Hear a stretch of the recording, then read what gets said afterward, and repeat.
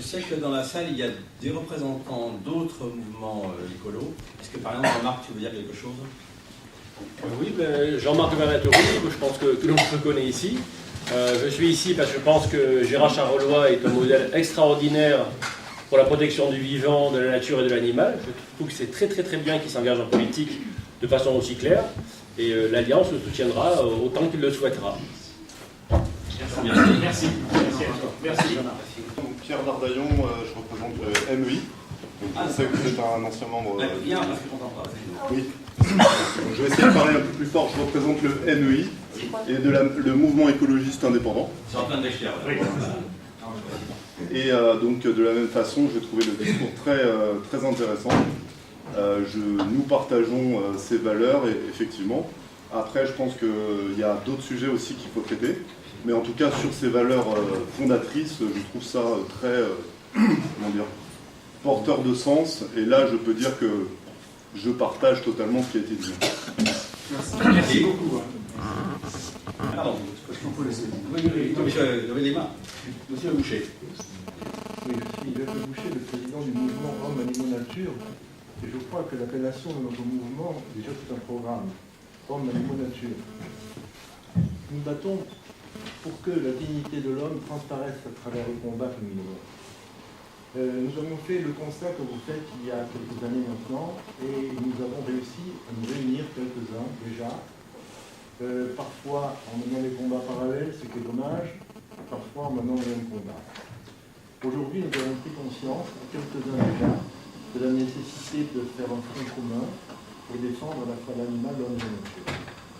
Je crois que la pire des choses, sur le plan strictement politique, c'est-à-dire mise en œuvre d'une action qui, sanctionnée ou pas par les bulletins de vote, parce que finalement il ressort en partie de ce que vous avez dit, et je profite de l'occasion pour vous remercier de la qualité morale extrêmement élevée de votre discours, pour vous dire aussi que nous sommes entièrement d'accord sur ce que vous dites. Mais maintenant, effectivement, je crois que l'heure est venue, et c'est curieux comme des intentions parfois coïncident au même moment. Il y a quelque temps, j'ai reçu un coup de fil de M. Charolois. Nous avons reçu également l'appel de M. Lechter. Nous sommes déjà, le président du trèfle et moi-même, fortement engagés à la fois dans la protection animale et dans le combat électoral. Et je crois que le moment est venu d'essayer de trouver un dénominateur commun. Je crois qu'il n'est absolument pas impossible de le trouver, et je voudrais citer également M. Granatory, avec qui nous avons mené également des combats, et que je remercie également. Nous avons tous les mêmes intentions, et parfois les regroupements sont difficiles. C'est un peu le même problème que pour les associations de protection animale.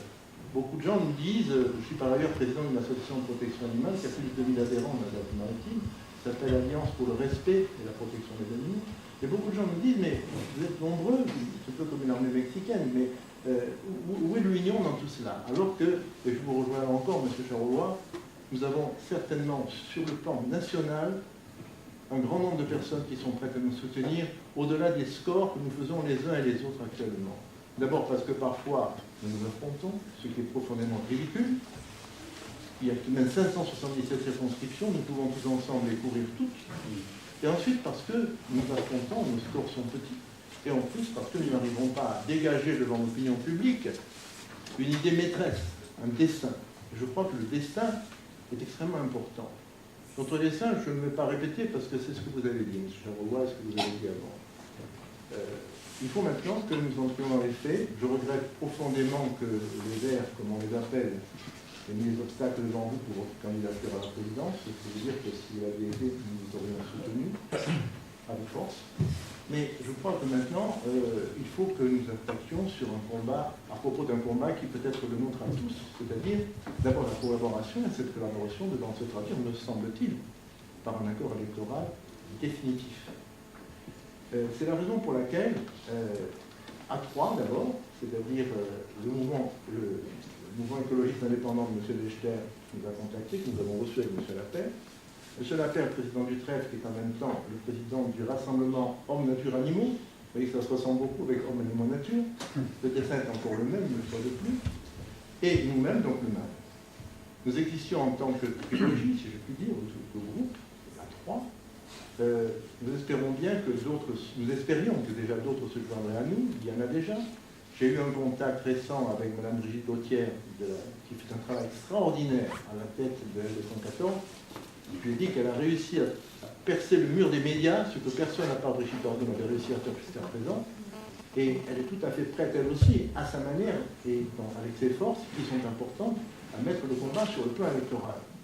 Nous avons également le pacte, le mouvement de M. le prêtre, qui a une profession de foi, enfin en tout cas des dispositions générales qui ressemblent encore beaucoup aux vôtres, à celles de M. Granatori, à celles du prêtre, aux nôtres, etc., à celles de la mairie. Donc, je crois qu'il faudrait qu'une bonne fois pour toutes, nous nous rencontrions et que nous cessions de nous combattre, alors que nous avons à peu près, vous parlez de 60%, c'est un minimum, je crois qu'il y a parfois plus de 60%, les mêmes objectifs. C'est la raison pour laquelle je conclurai, parce que je ne veux pas être trop long, et puis M. Lapierre parlera naturellement après moi, si vous voulez bien. C'est la raison pour laquelle nous avons organisé simultanément une réunion demain, parce que les déplacements sont toujours difficiles, ils coûtent cher, où nous allons jeter les bases de cette confédération. Nous préférons le mot confédération à tout autre, parce que chacun garde sa nature, ce qu'il est, et puis ça lui permet de travailler avec les autres en pleine collaboration. Et je crois que non seulement il faut additionner des voix, mais il faut additionner également des propositions. Parce que je suis persuadé que nous pouvons nous enrichir mutuellement, chacun les siennes. Et je parlerai en particulier du domaine écologique, où, pour parler de nos amis du MEI, Antoine Becher a mené un combat très courageux, parce qu'il est resté écologiste indépendant, et il a été confronté à cette espèce de pieuvre étrange du mouvement vert, qu'on appelle comme cela, qui n'ont fait leur fortune politique qu'en aliénant leur indépendance et leur liberté. Et pour moi, c'est rédhibitoire. On ne peut pas travailler avec des gens comme eux, encore qu'il y ait parmi eux des gens de grande qualité qui pourraient peut-être rejoindre ce que nous allons faire ensemble. Voilà pourquoi je me permets d'abord une fois de plus de vous remercier pour votre invitation et de vous inviter très cordialement, vous avez déjà eu l'amabilité de me dire que vous seriez parmi nous demain, à notre réunion qui jettera les bases de cette confédération. Alors, rien ne sera décidé probablement, mais en tout cas les bases seront jetées. Et j'invite par la même occasion, nous invitons par la même occasion toutes les personnes présentes à venir. Nous serons peut-être un peu serrés parce que la salle se trouve moins grande que celle-ci.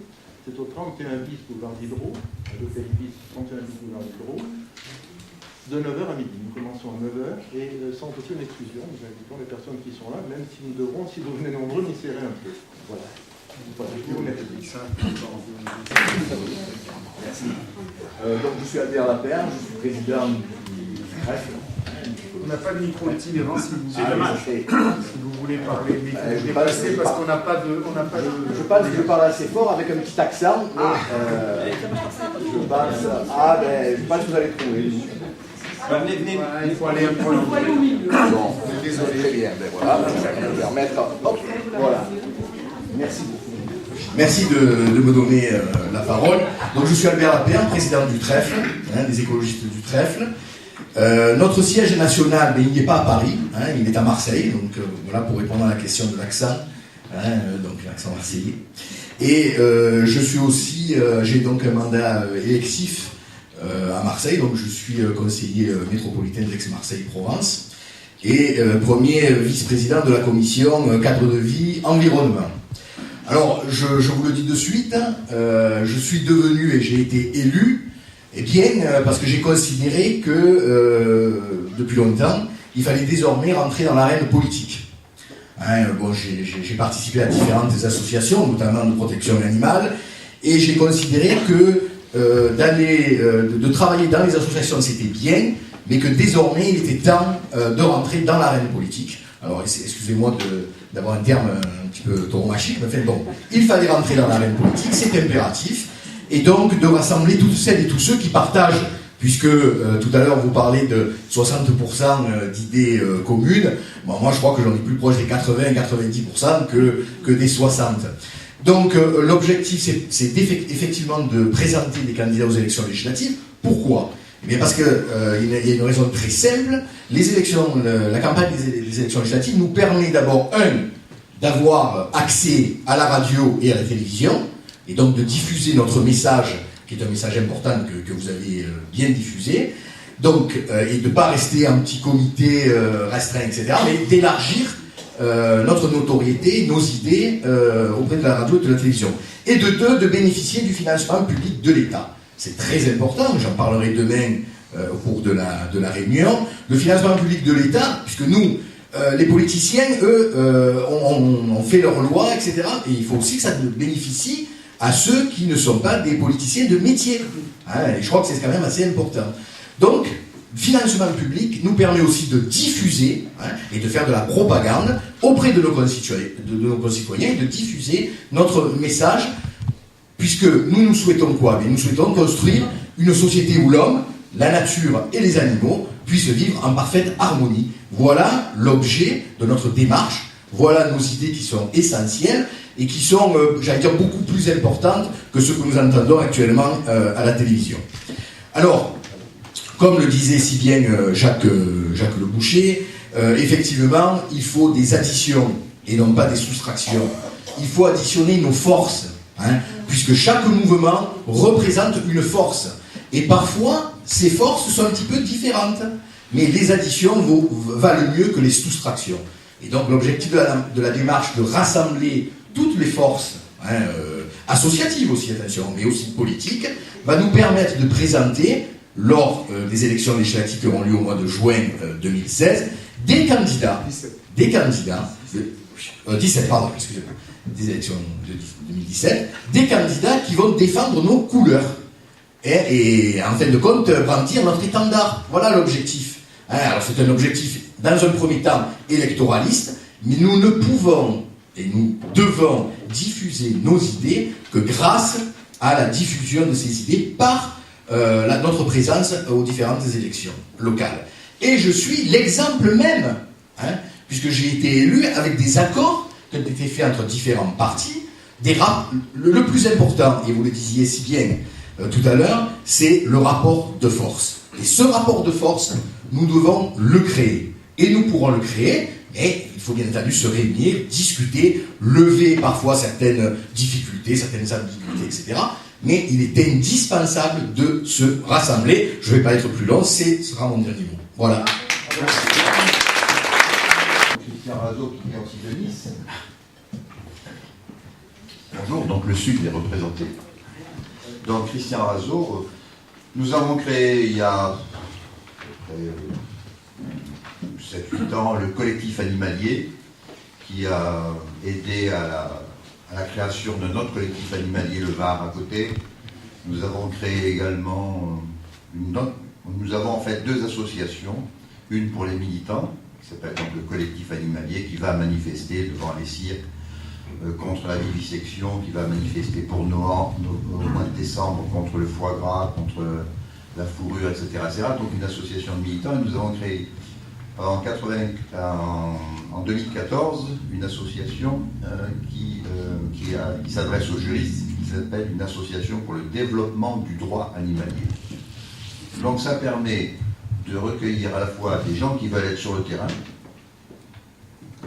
et ça permet à la fois de laisser entre eux les juristes discuter pour essayer de modifier le droit, et c'est à cette occasion que nous avons fait venir le professeur Marguenot. Moi je suis très heureux d'avoir répondu à l'invitation de Gérard, parce que nouveau venu dans la protection animalière, on peut dire, par rapport à lui et par rapport à beaucoup d'autres, je suis venu effectivement pour essayer de mettre sur pied un grand mouvement national des défenseurs des animaux à l'occasion de ces législatives, et je crois qu'on n'est pas parti trop tard, on est bien parti, on est parti au bon moment pour arriver à réussir quelque chose. Je suis très content de ce consensus qui a l'air de se faire jour ici, à cette réunion. J'espère que demain, puisqu'aujourd'hui c'est quand même la réunion de la Convention Vie et Nature, de votre association propre, je crois que c'est surtout peut-être demain qu'on va essayer de nous faire rapprocher, de rassembler ce qui nous réunit, plutôt qu'effectivement de discuter sur les 2% de nos différences. Donc merci Gérard de m'avoir invité, et bonne suite pour ces prochains entretiens. Que là il est 15h02, donc dans 7 minutes comme celle d'avant, comme celle d'après, dans notre pays, il y a un nombre incalculable de millions d'animaux qui souffrent, y compris les vers de terre lorsqu'on bétonne le sol. Donc ce qu'on fait, c'est très important. Donc je pense qu'il est incontournable que nous ayons 577 candidats. Il n'y a pas d'autres options. Donc nous, par exemple, lorsqu'on a fait les régionales en décembre 2015, nos scores nous ont valu, par exemple, en PACA, d'obtenir une option végétarienne dans toutes les antennes du conseil régional, et dans tous les collèges de la région PACA à partir de mars 2017. Et nous ne l'aurions pas obtenu si on n'avait pas des listes complètes. Donc je pense que vraiment, au-delà de l'union, je vous rassure, le pacte sera dans notre giron et je souhaite que nous coopérions.